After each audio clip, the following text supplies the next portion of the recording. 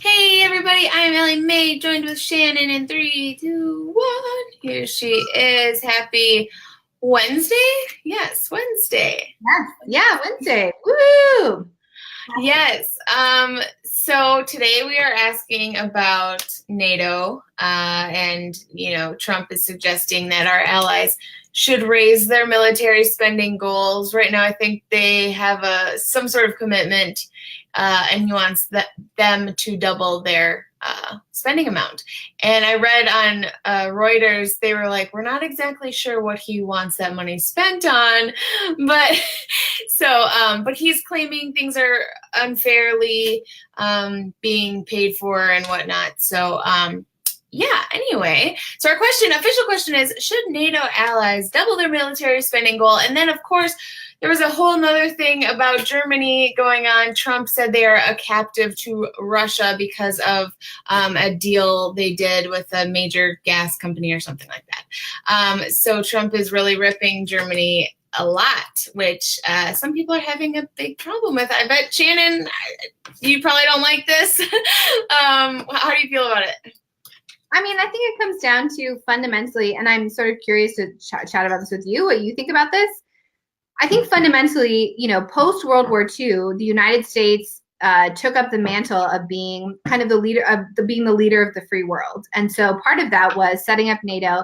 We definitely pay more per NATO than other countries.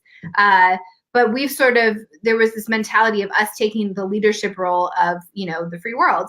So I think Trump's whole platform, his whole platform is America first, right? His whole thing is kind of against that, which is like, look, the rest of the world, sure, we need to be good partners, we'll work out whatever, but I care about America first. I don't care about our role on the world stage. That's not something that I'm interested in.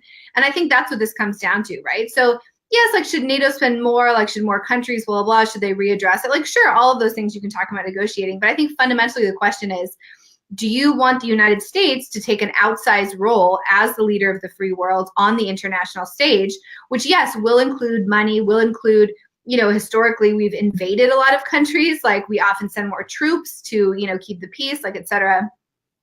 Do you want that for the United States? Or do you want us to withdraw from the international stage and be more focused on our own internal, economy and, situation in the U.S.? I know what I think. Personally, I think it's a global world, and I don't want to see the United States cede that role, even if it means we have to pay more, or we don't always have the most fair trade agreements. I would like to see us as leading by example, which sometimes means we don't always do things just in our best interest. But I don't know. What do you think? Not to say you speak for the voice of the Trump voters, but what is your take on that? I don't think I probably line up too much with a lot of the Trump voters on this. I definitely see Trump's point in all of this. I am a little bit more trying to stay away from getting involved in world conflict, which also ends up, you're kind of out of the world stage, like you were saying, that you kind of like, which that side of me likes that too. So I think there should be a balance, and I don't know where that is. I think the U.S. is too involved in other people's business. But at the same time, I like that you said, lead by example. I think that's a really good way of putting it.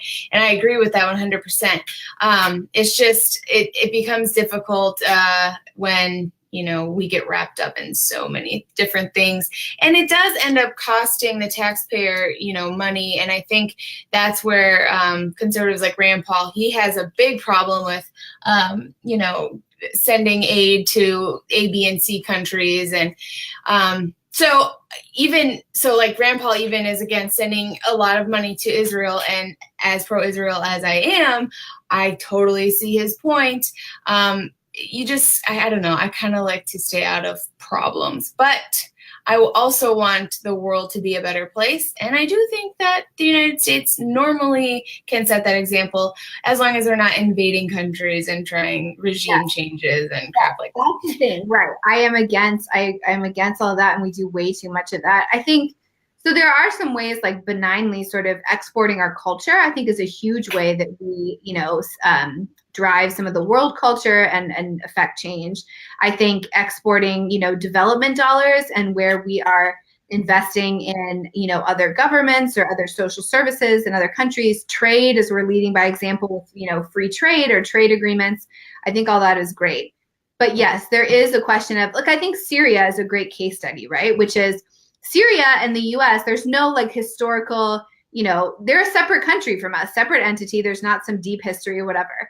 But Syria implodes. And it becomes a conversation between really the US and Russia. Russia does have a special relationship with Syria. So the US doesn't, but we became sort of the front and center. Like, what is the response of the rest of the world to Syria? Like, what are we going to do? And the United States was at the head of that. So there's a question there. Do you even want us to be sort of at the head of that discussion? Like, should it have been other countries, whatever? But also it's a question of what then do we do, right? And there were definitely voices calling for us to invade Syria, to take down Assad. There were voices calling for, economic sanctions and arming the rebels, which is sort of the path that Obama and now Trump have taken. Trump has bombed them a couple times. But yeah, it's a thorny question. Like, what do we do about Syria? And it's like, should the United States be like a central player in that for any country in the world? And then what do they do when they're a central player there? Like an example, personally, I feel like we should have taken a lot more refugees from Syria. I understand the issue of, do you uproot all of these people to a completely new country? That means they're probably never going to return to Syria. And there is validity to housing them in refugee camps near Syria so that when hopefully this calms down, that makes it make almost light of it. But when this terrible, oppressive regime is over, then Syrians can move back and help rebuild their country. However, so that's to me is I think a good example. I guess with NATO, that's the example that we're talking about today, which is should other countries pay more money? Should we be sort of the driving force of NATO? Yeah, and we spend a lot, but also I always say, we have a bigger population, so we're making more, and so I don't know. But I wanted to show people this because I thought it was so funny. I was reading up on this, and I was seeing different headlines, and one kind of jolted me because I was reading them, and all of the headlines from New York Times and Wall Street Journal, they were like, Trump urges NATO, Trump is suggesting for NATO, all these things. Okay, wait. So Wall Street Journal said Trump urges NATO to double. And then CNN says Trump suggested NATO to double or whatever. And then we get to Reuters and they're like, Trump demands. And I just thought it was so funny. The tone is just completely different with something like that. And then you go over to Fox News and it's NATO pledges to boost defense spending after stern words from Trump. Just so different in just one simple word. I was like, wow, this is just nuts. There are more examples I have, but I think that's plenty. I have one from the New York Times. It says Trump pushes allies. It's just Trump doubles request. That's from NBC. These words, they just hold so much weight in the tone of the whole article. I just found that interesting because as I'm looking this stuff up, I'm like, oh, he's sort of suggesting that they do this. And then just a few minutes ago, I saw Reuters and I was like, he's demanding now? My whole world was just turned upside down. It was just funny. Are you seeing any comments? I haven't been able to look at them yet, but yeah, I'm just looking through a little bit. There are people on both sides. The latest one, Don says, the United States has always stood up and given to smaller countries and sent food and donations in every national disaster. When was the last time any country helped the U.S. with any of our disasters? That's a good point. I think to me, this comes down to is the U.S. held to a higher standard because we are the arbiter? We're the leader of the free world. Does that mean we do extra things? Personally, as a taxpayer, I don't mind some of my tax money going to, things like NATO or, helping Syrian refugees or things like that. That kind of spending, I understand there is fiscal responsibility issues and people can definitely take a strong stand on that. For me, I feel like that's something that's worthwhile that I do.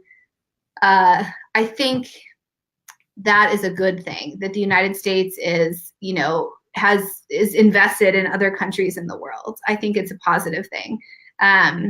If you go back to this really came about sort of after World War II. And if you think back to World War II, the United States was extremely reluctant to enter into the war, and they only did, towards the later years. So there has always been this discussion in the United States over, are we just focused internally, or are we someone who takes this leading role on the world stage?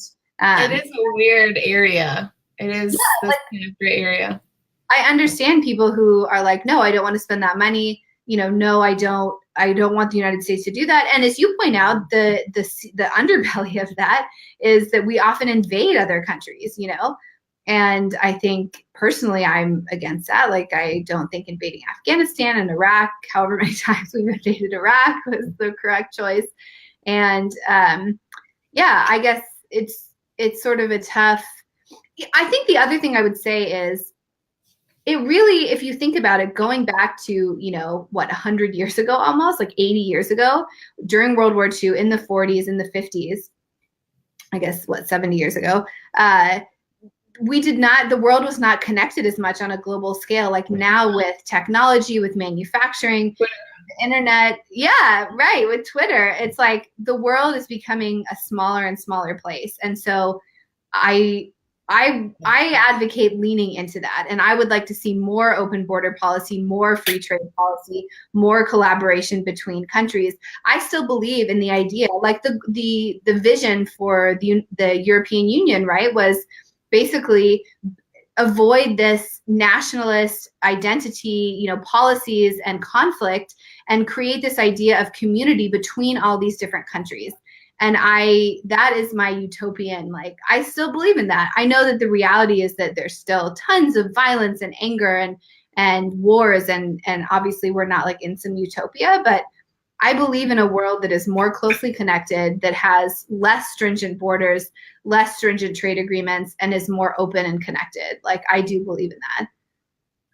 In response to Don, really quick, what he said, Angela Merkel today said, Germany also does a lot for NATO. We are the second largest donor of troops. We put most of our military abilities into the service of NATO, and we are strongly committed in Afghanistan, where we also defend the interests of the United States of America, because the deployment in Afghanistan has to do with the only example of Article 5. I don't know what that means, but she was defending sort of Germany's role in NATO, and that they are here for the United States, and she was citing, obviously, Afghanistan. I think, I definitely think we do more than others, but I don't think it's fair to say they do nothing, because obviously they do, even though they're under their spending commitments. Naughty, no. So I kind of think it's interesting. I wonder what, like, Kwaku and people who believe there was Russia collusion, I wonder what they would think about him ripping Germany for being a captive of Russia. I feel like they find that almost like he's rubbing their nose in it, or that it's, very ironic. I just think it's kind of interesting. I would like to hear what he has to say. So Trump said, Germany is totally controlled by Russia. They will be getting between 60 and 70% of their energy from Russia and a new pipeline. And you tell me if that is appropriate, because I think it's not. And EU data agency estimates that Russia accounts for between 50% and 75% of Germany's gas imports, which is a lot. But yeah, I mean, that's kind of just how things work. But yeah, that's a lot. So I just think that's pretty funny. And kind of maybe he's trolling at the same time. I just don't know. He's always trolling. So are you seeing more comments? Let's see. Oh, let's get to... Sorry, go ahead. I would rather spend that money on the U.S. So Tracy says, defense spending in the U.S. is ridiculous. The U.S. spends 7 times more in defense than China and Russia. Cut defense spending in half and put it to work in the U.S. on healthcare, education, infrastructure. And it is true that our military spending is, I think, the 3rd biggest after Social Security and Medicare, Medicaid. So yeah, that's certainly an argument. There are definitely people who feel like we should spend less on the military and we should reinvest that money. I think the money that we're spending like on NATO and like supporting other countries is like a drop in the bucket compared to what we spend on our our actual military and Social Security and Medicare, Medicaid. Like, those are the things that, if you want to actually change the budget and free up more money, those are the things that you have to reform.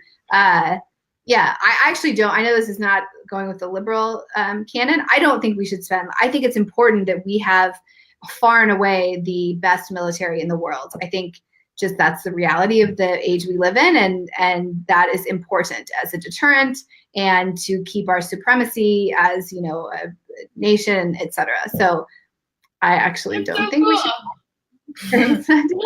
Yeah. But I know a lot of people do. Certainly a lot of liberals are like, cut the military, we don't need it, like blah, blah, blah. And we put that spending back in. So yeah, I understand that's an argument that a lot of people, you know, certainly our education, our healthcare, our infrastructure, like I don't think anyone is like, those are working great, they don't need any more, like, you know, like I think everyone would like to see more attention paid to those. But yeah, I don't know if cutting money from NATO is going to actually have any material effects on those. Yeah. But yeah, I agree. I think, you know, it's as much as it sucks to be like, let's spend a ton on the military for us to be the best. I think it's just smart to want to, you know, have the best line of defense when you have crazy dictators still running around in the Stone Age, basically. So yeah, I agree with that. But I think so a lot of people are saying we should spend more here instead of over there. And I almost think this is a bipartisan sort of issue with certain conservatives and then, you know, liberals like yourself, I think. Maybe not all of them, but I think people are, yeah, they kind of want to see us work on our own stuff because we obviously have big problems here that could use the money. But again, I think it's important to still spend money where it matters in the world. Okay, well, anything else? Chuck says he agrees with me. Thank you, Chuck.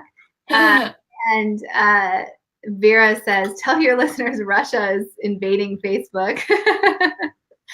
Well, that's a message from, yeah, I think that was funny. We didn't talk too much about it, but yeah, the idea of Germany being beholden to Russia, I think. Trump is such a drama queen. Like, no matter whether you like it or hate it, like, he is like drama queen. Like, he lives for drama. Like, he really does. I think some of it is a canny, you know, I think a lot of it is a very canny ability that he has to direct and focus attention on what he wants to be focused on. You know, I think he is the master of basically look over there, or like look at this thing, like focus on this, or like, you know, if he wants something to be. And I, you know, I don't agree with a lot of his platform or policies, but like I have to admire that he does that better than any people. And I think actually, like, that was one of the things Obama was like really bad at, actually, I think, was like having like the shiny messaging and being like, look at this, like focus on this, you know, like this is what you should be thinking, and like directing the national conversation. I think Obama just didn't want to, he didn't engage in that. Like, that was not his talent. And Trump is excellent at that. Yes, he is. Oh my goodness. Well, all right, guys. Happy Wednesday. We will see you tomorrow on Thursday, one day closer to Friday. We will see you tomorrow, guys.